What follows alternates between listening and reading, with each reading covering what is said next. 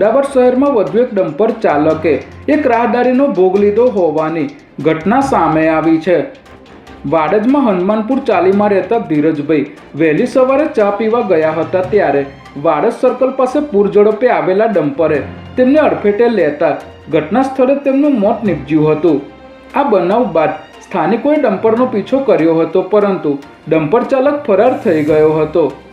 ઘટનાની જાણ થતાં પોલીસ કાફલો તાત્કાલિક ઘટના સ્થળે દોડી આવ્યો હતો, ત્યારે સમગ્ર મામલે બી ડિવિઝન ટ્રાફિક પોલીસે ગુનો નોંધી આરોપીને ઝડપી લેવા તજવીજ હાથ ધરી છે।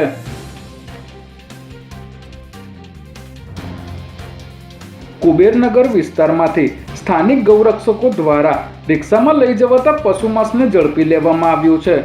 ગૌરક્ષકોને બાતમી મળી હતી કે કુબેરનગર વિસ્તારમાંથી એક રિક્ષા પસાર થવાની છે, જેમાં મોટા પ્રમાણમાં પશુમાંસ ભરેલું છે।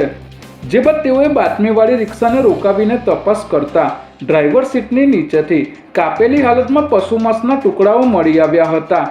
સમગ્ર મામલે સરદારનગર પોલીસને જાણ કરવામાં આવતા પોલીસ ઘટના સ્થળ પર પહોંચી હતી અને પશુમાંસને પરીક્ષણ માટે મોકલી આપ્યું હતું। ગૌરક્ષકોએ માર મારતા રિક્ષા ચાલક ઇજાગ્રસ્ત થઈ ગયો હોવાથી સારવાર માટે સિવિલ હોસ્પિટલ ખસેડવામાં આવ્યો હતો। ગુજરાતમાં આવનારી ચૂંટણીને ધ્યાનમાં રાખીને ભારતીય જનતા પાર્ટી દ્વારા સંગઠનને વધુ મજબૂત બનાવવા માટે મહત્વપૂર્ણ પગલાં લેવામાં આવ્યા છે।